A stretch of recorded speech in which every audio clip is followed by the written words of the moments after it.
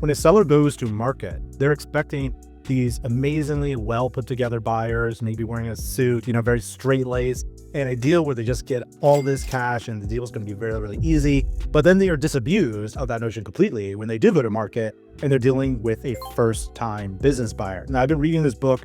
It's all about brokering and it's pretty good. There's nothing in it so far that I disagree with. I think the guy has a lot of good insights. But one of the things he said that really struck home to me as being something very, very true, something that sellers never think about, but brokers are probably thinking about a lot. And I think that's going to help you as someone who wants to sell their business to go through the process a bit smoother with the right expectations set.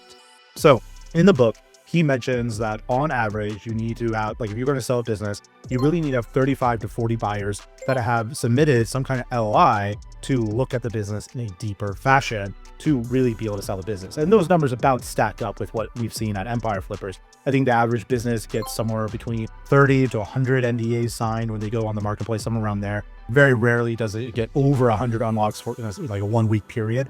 And I would say most businesses we still probably have had a similar amount, maybe a little bit more than what he says, just because we're online marketplace, our numbers are going to be more inflated than this guy doing more traditional brokering. But the other thing he mentioned is out of those 30 to 40 buyers, 95% of them are all going to be first-time business buyers. That means the business that they're looking at, your business potentially, is one of the first businesses that they've ever looked at to buy. And surely if they do buy from your business, it most likely is the first business they ever bought. Now at Empire Flippers, we have an interesting place where we sit. We have a lot of really experienced entrepreneurs who buy a lot of businesses from us all the time. We have private equity, family offices, international conglomerates, all sorts of really interesting cats browsing our marketplace. I mean, our buyer network is valued at over $14 billion in terms of investable liquidity. And that is done with actual proof of funds. Like they have to prove to us that they have this kind of money, right? So we have a very big buyer network, but even with everything I just said there, the vast majority of our business buyers are first-time buyers. So we probably have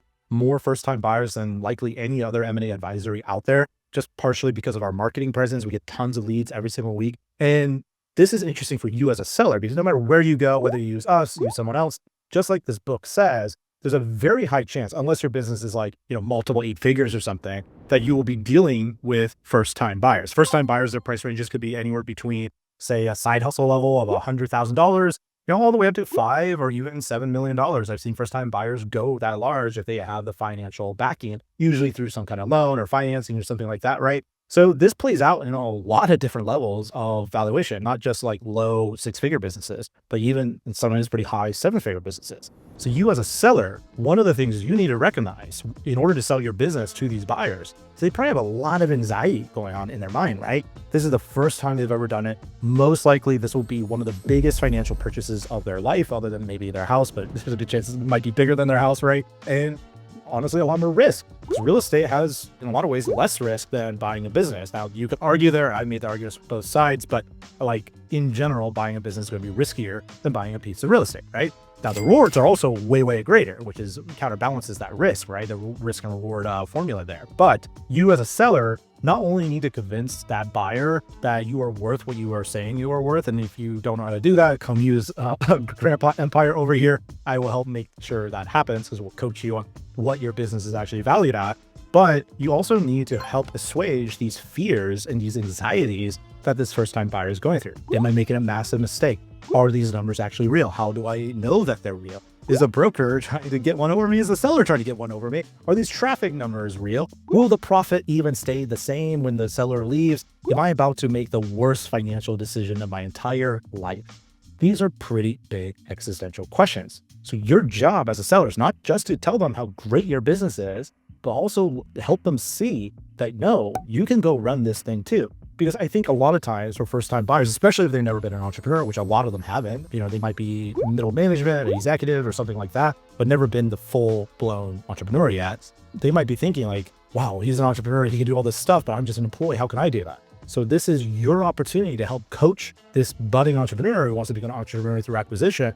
No, you really can run this just like I do. There's not much difference between you and me. In fact, I'd say you probably have more skill than me. Now, obviously, you want to be honest there. You don't want to just butter them up like that, but speak truthfully, right?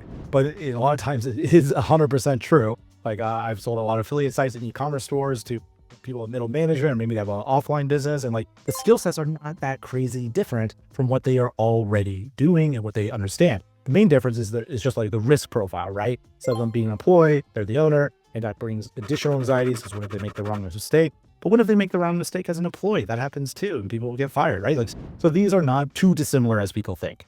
But for first-time buyers, it can be a big weight on their shoulder on whether they're making that right decision. So it's really imperative for you. And again, if you use Empire Flippers, we help you do this. But if you're not using Empire Flippers, it's really imperative upon you to not just sell them on the business, but sell the buyer on the fact that they can run the business, and be honest with them where you think they might stumble, but where you think they might excel.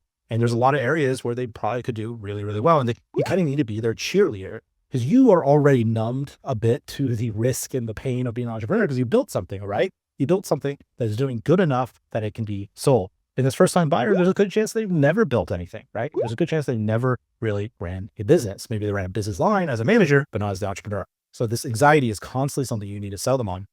One thing you can do is make sure that all your numbers, dot your I's and cross your T's, all that kind of good stuff. So when you show them your P&L, also show them your 3 years of tax returns. Like, hey, look, these line up. Or show them your QuickBooks, or walk them through the process. You can like, say you're selling an e-commerce product, you can walk them through via Zoom or whatever, where you buy one of your own products and then show them of that product showing up in QuickBooks in your bank account, all that kind of stuff to show them, no, this is totally real, right? Like, this is all true, blah, blah, blah, right? Show them your Google Search Console, your analytics, whatever tool you're using to show them. And if they go on the website, if you're using Google Analytics at least, you should be able to show some real-time data. So let's say they are in some random town in Missouri, there might be a chance that you can show them with real live data of analytics, like, look, that's you. I'm pretty sure I don't know anyone else in this random town in Missouri visiting my site at the moment, right? So you can prove to them all along the way that what they're seeing is real. Because first-time buyers, that's like one of their big misgivings. Like, is this Photoshop? Can I believe any of this? All that kind of stuff, right? And the other thing you need to understand is that though you deserve to get paid a big amount of money for what you've built, you also need to understand that for the buyer, this is a lot of money for them. They are giving you tons of money to take over your problems, right? And we need to be cognizant of that.